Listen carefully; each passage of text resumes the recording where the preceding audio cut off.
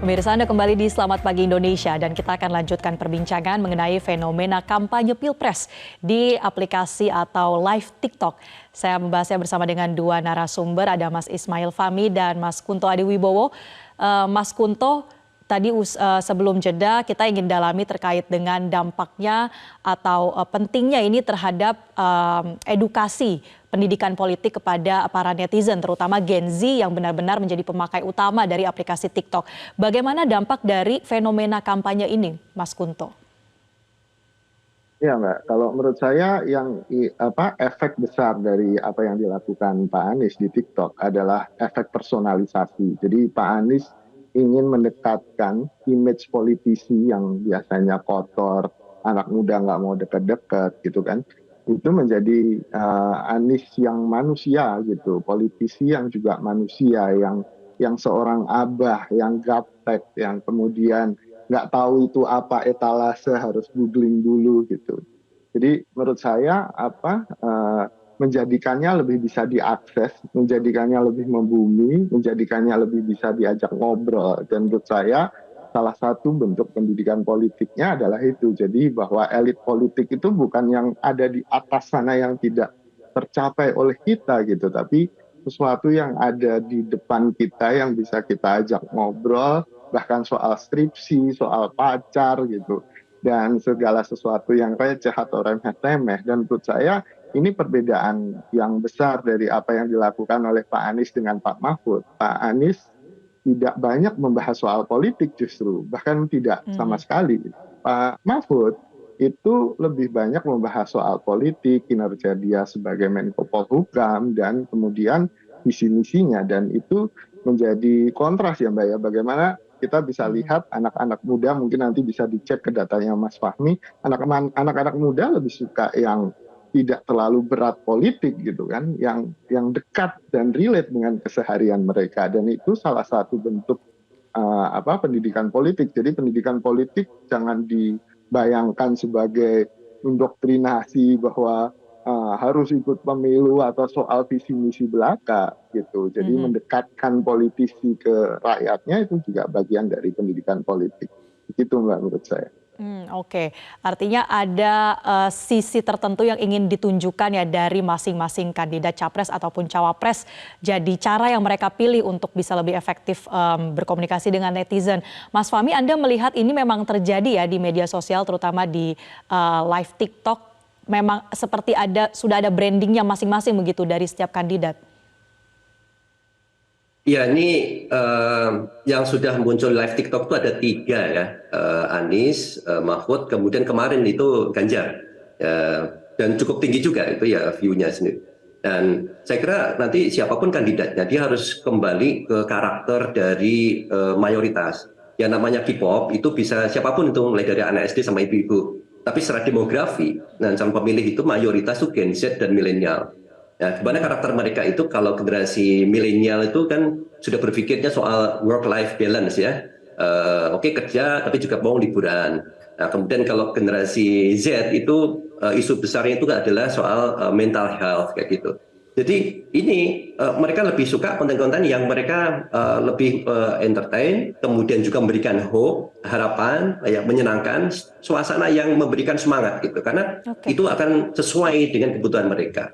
Nah, ketika capres atau cawapres ya, mereka ingin membahas politik, ya, sebaiknya bukan di channel yang live tadi, channelnya yang offline seperti Desa Anies itu. Saya lihat itu bagus, banyak mahasiswa, petani, siapapun bisa bertanya dalam konteks yang menyerang, mengkritik, atau positif dan lain-lain.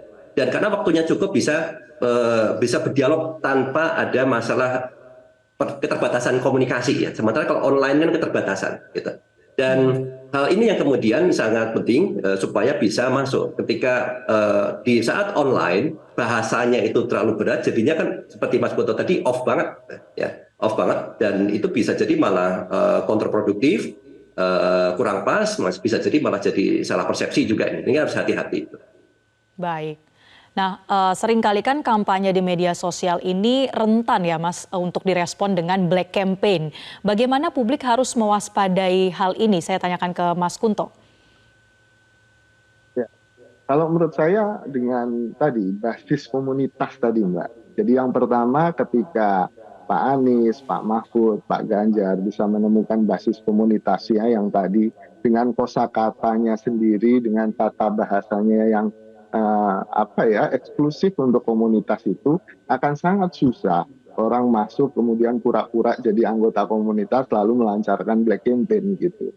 Nah ini bisa diminimalisir dengan berkomunikasi dengan basis komunitas tadi, basis K-pop, basis CN, basis drama Cina gitu kan, basis kucing, penggemar kucing yang masing-masing punya kosakatanya sendiri, punya cara berkomunikasinya sendiri dan lebih relatif kebal terhadap serangan buzzer, terhadap penyusup atau bahkan serangan-serangan black campaign. Tapi kalau untuk black campaign secara umum, tentu ini masih ada dan masih menjadi risiko ya dalam semua kampanye politik.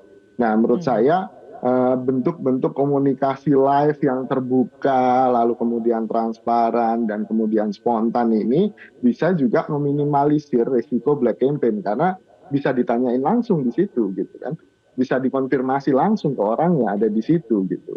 Jadi menurut saya dengan bentuk komunikasi yang live berbasis komunitas ini bisa meminimalisir serangan-serangan black Baik. campaign, Mbak. Ya, baik. Saya lempar ke Mas Fahmi lagi. Jadi Mas Fahmi, untuk model kampanye seperti ini di sisa kurang dari 40 hari masa kampanye, apakah Anda melihat akan semakin masif? Ya, ini tren baru ya, dan sebetulnya sudah cukup lama. Cuma tinggal bagaimana para capres cawapres itu bisa masuk ke ranah ini, TikTok, ya, live dan channel-channel yang lain gitu. Pak Prabowo sendiri sudah cukup awal kan dengan Gemoy tadi, dan Anies baru belakangan ini dengan live di TikTok dan kemudian diikutin barangkali. Nah, ini yang bagusnya apa kalau saya lihat di TikTok itu selama ini sebelumnya itu nggak imbang ya antara 01, 02, 03, lebih banyak didominasi oleh 02. Nah, demokratisasi informasi ini belum terjadi di sana. Jadi informasi mungkin dari satu sisi. Yang namanya campaign itu ada 3 jenis ya. Campaign positif, campaign negatif, dan satu lagi black campaign seperti Mas Guntur tadi ceritakan. Nah, campaign yang black campaign ini bisa mengandung fitnah, ini bahaya kan itu. Nah, tapi kalau di sana ada banyak campaign yang negatif, kemudian bahkan sampai ke black campaign itu, dan tidak ada klarifikasi, tidak ada informasi pembanding. Akibatnya netizen yang ada di situ, pengguna yang ada di sana hanya mendapatkan informasi itu, nggak ada challenge-nya, nggak ada counternya, sehingga dianggap itu sebagai sebuah kebenaran. Beberapa kali ini saya cek misalnya, kalau nggak salah itu ada yang bilang ini capres ini dulu pas jadi menteri dipecat ya gara-gara korupsi kalau nggak salah. Saya berpikir dari mana dapat informasinya. Karena itu banyak beredar itu di TikTok misalnya. Dan karena tidak ada challenge, nggak ada informasi pembanding, dianggap itu sebagai sebuah kebenaran. Nah, hadirnya capres, cawapres di TikTok dan di semua channel ini sangat positif menurut saya. Karena mereka akan memberikan informasi yang seimbang dari semua sisi. Pasti masing-masing kan memberikan informasi yang positif kan terhadap dirinya. Dan kalau ada informasi negatif atau black campaign, langsung segera dibuat counternya, cek faktanya. Dan kita nggak bisa tergantung cek fakta ini dari lembaga cek fakta. Ada dari Kominfo, teman-teman Mavindo, ada media cek fakta juga kan. Mereka kan tidak bisa hampir semua isu dari capres-cawapres yang negatif atau mungkin fitnah itu mereka selesaikan. Jadi harus mereka lakukan sendiri sebagai bentuk untuk membangun informasi yang benar ini. Ya. Oke, baik, terima kasih sekali lagi Mas Ismail Fahmi dan Mas Kunto Adiwibowo atas perbincangan kita pada pagi hari ini. Tentu ini jadi menarik untuk terus kita ikuti ya, dan bagaimana menyeimbangkan kampanye offline dan online, kemudian juga gimmick, tapi juga ada gagasan yang kemudian dibawakan. Terima kasih sekali lagi Bapak-Bapak telah bergabung bersama kami di Selamat Pagi Indonesia. Jelajahi cara baru mendapatkan informasi. Download Metro TV Extend sekarang.